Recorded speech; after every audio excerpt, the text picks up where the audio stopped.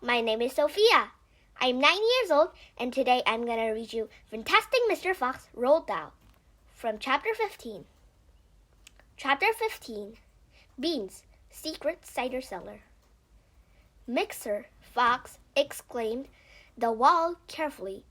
He saw that the cement between the bricks was old and crumbly. So he loosened a brick without much trouble and pulled it away. Suddenly, out from the hole where the brick had been, there popped a small, sharp face with whiskers. "Go away!"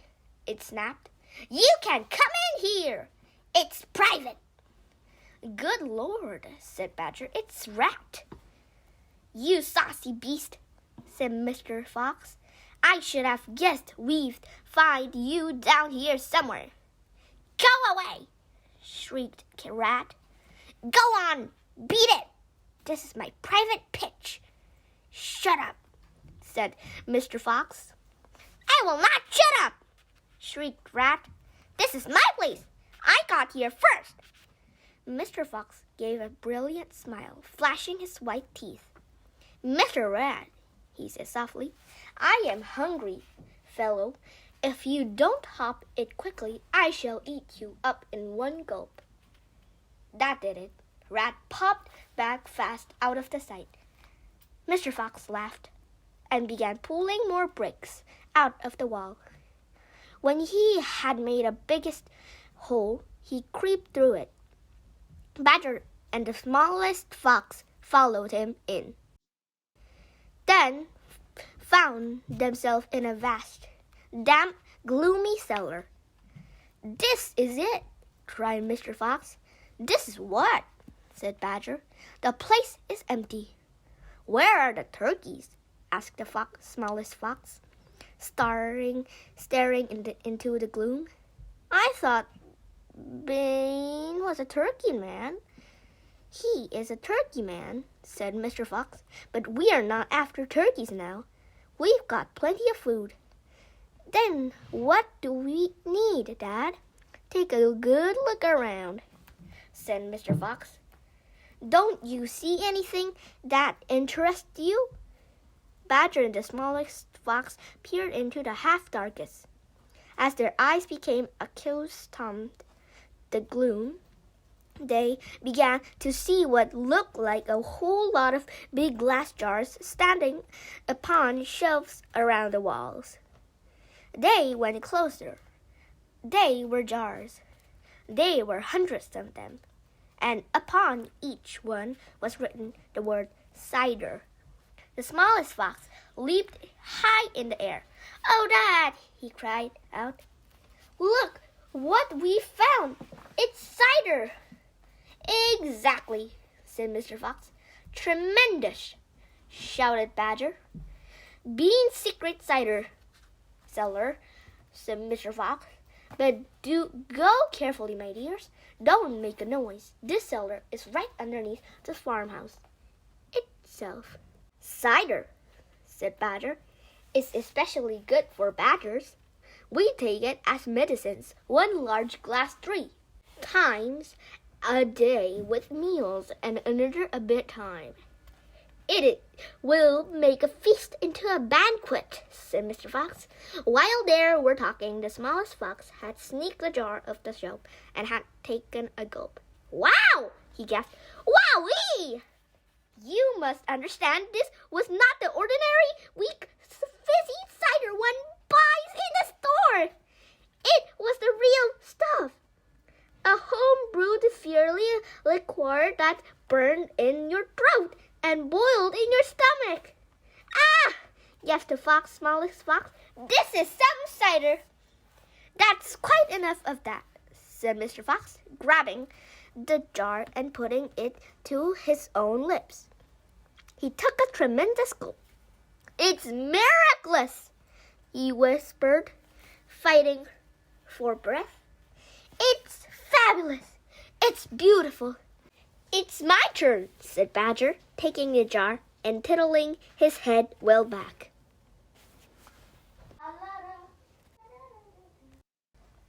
The cider gurgled and bubbled down his throat. It's like melted gold, he gasped.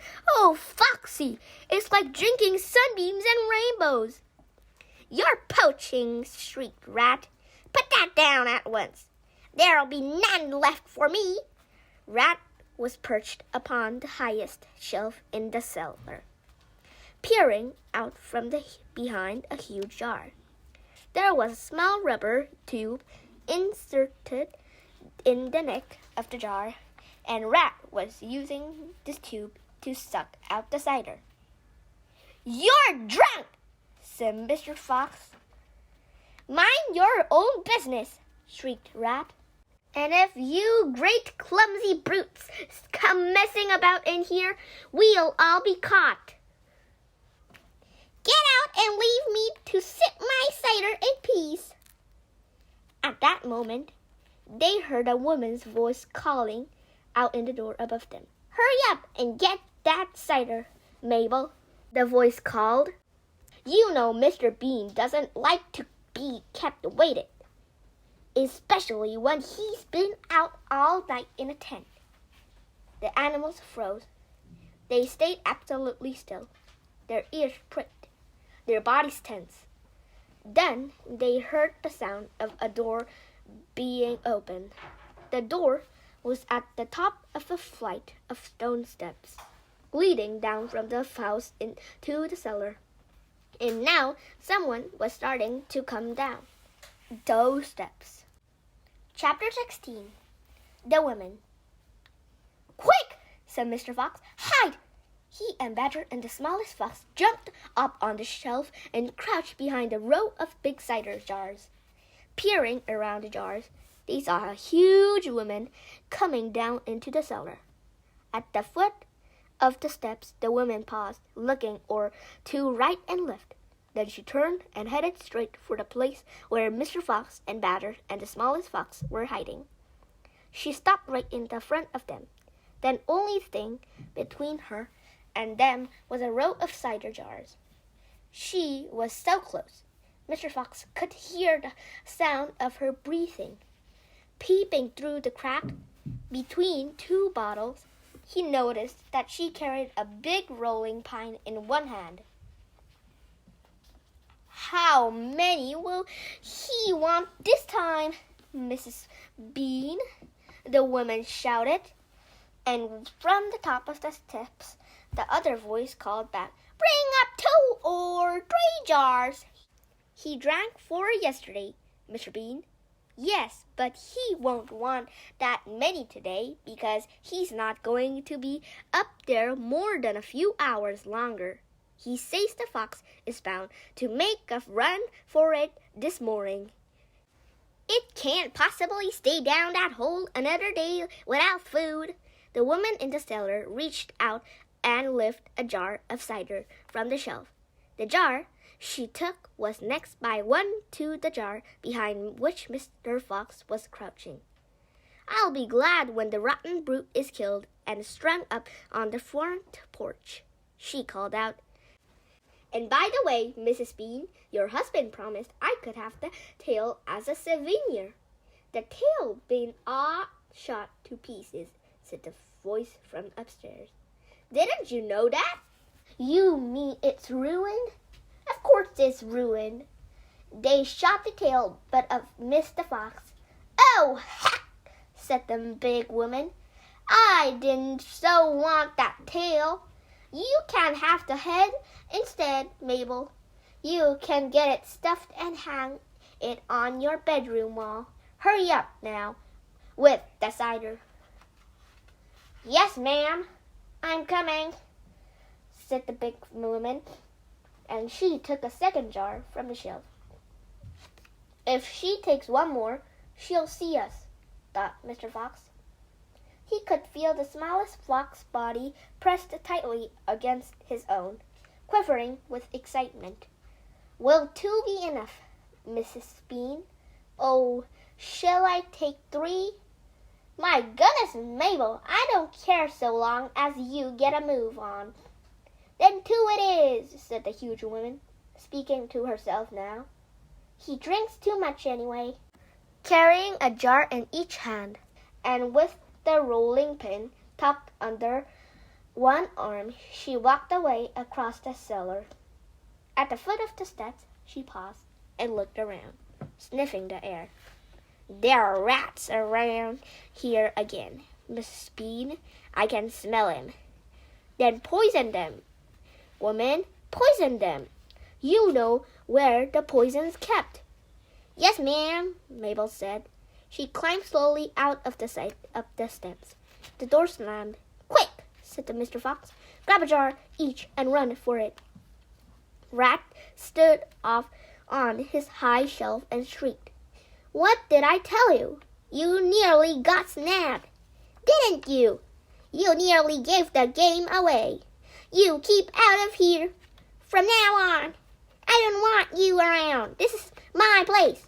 You, said Mr. Fox, are going to be poisoned, Poppycock, said Rat. I sit up here and watch her putting the stuff down. She'll never get me. Mr. Fox and Badger and the smallest fox ran around the cellar, clutching a gallon jar each. Goodbye, Rat, they called out as they disappeared through the hole in the wall. Thanks for the lovely cider. Thieves, shrieked Rat. Robbers, bandits, burglars.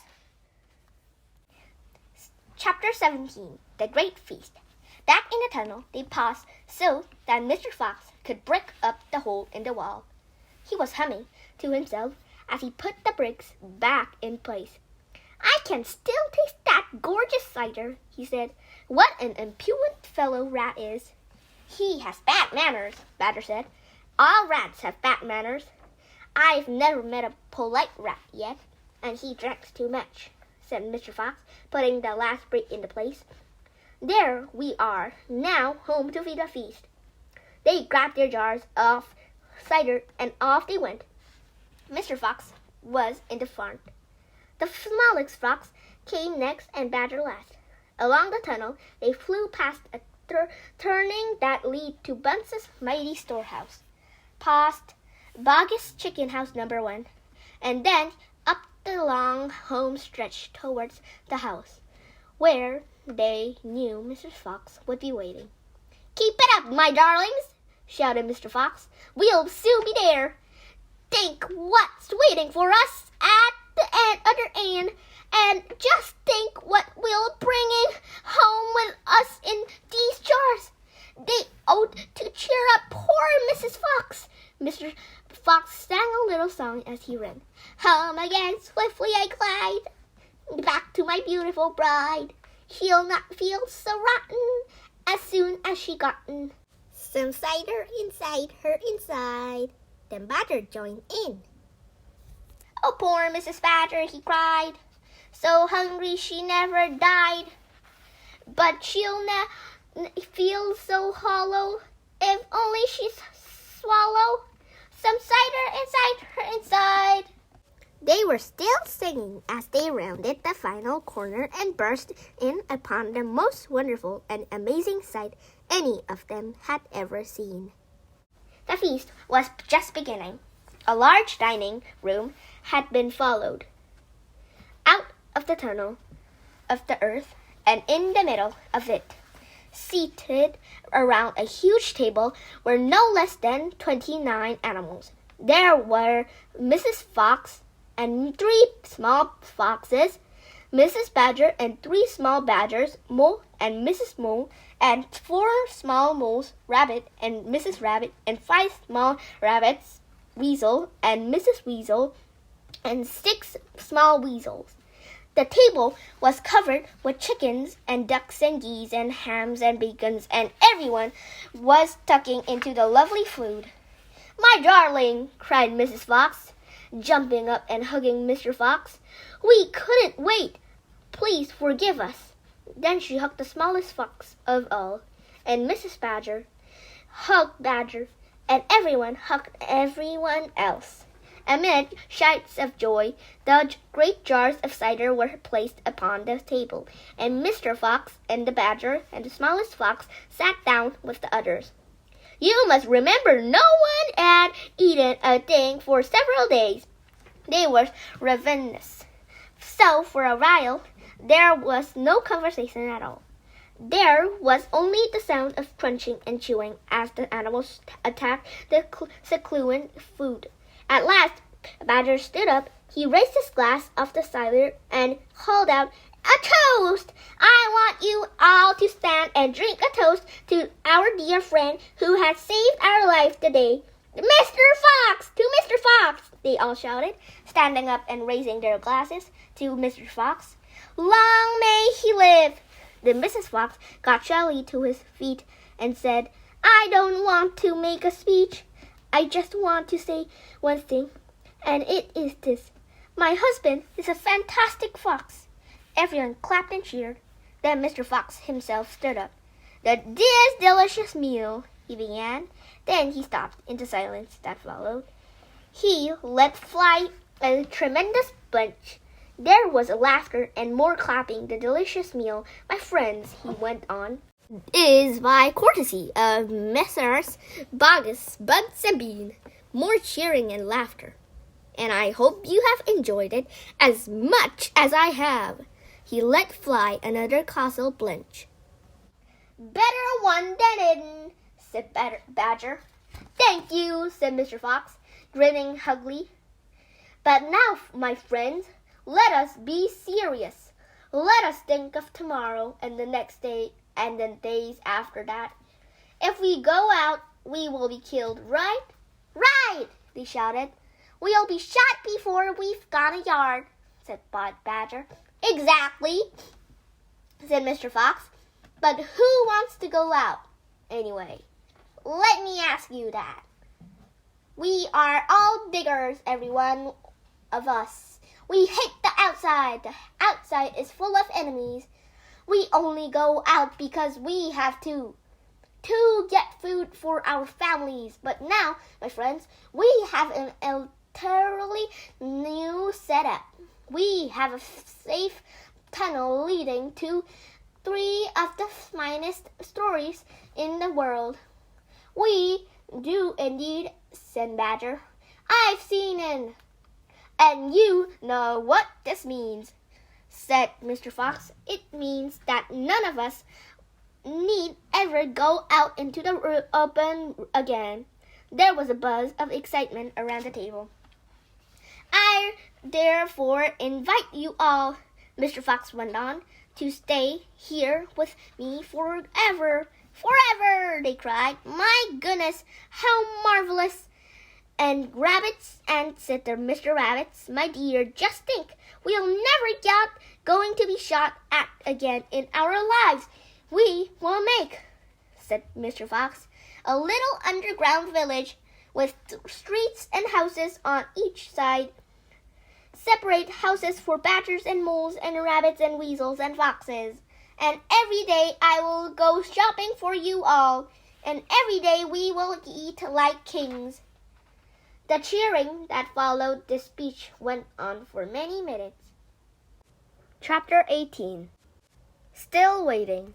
Outside the fox's hole, Bogus and Bugs and Bean sat beside their tents with their guns on their laps. It was beginning to rain. Water was trickling down the necks of the 3 men and into their shoes. "He won't stay down there much longer now," Bogus said. "The brute must be famished," Bugs said. "That's right," Bean said. "He'll be making a dash for it any moment. Keep your guns handy." They sat there by the hole, waiting for the fox to come out. And so far as I know, they are still waiting.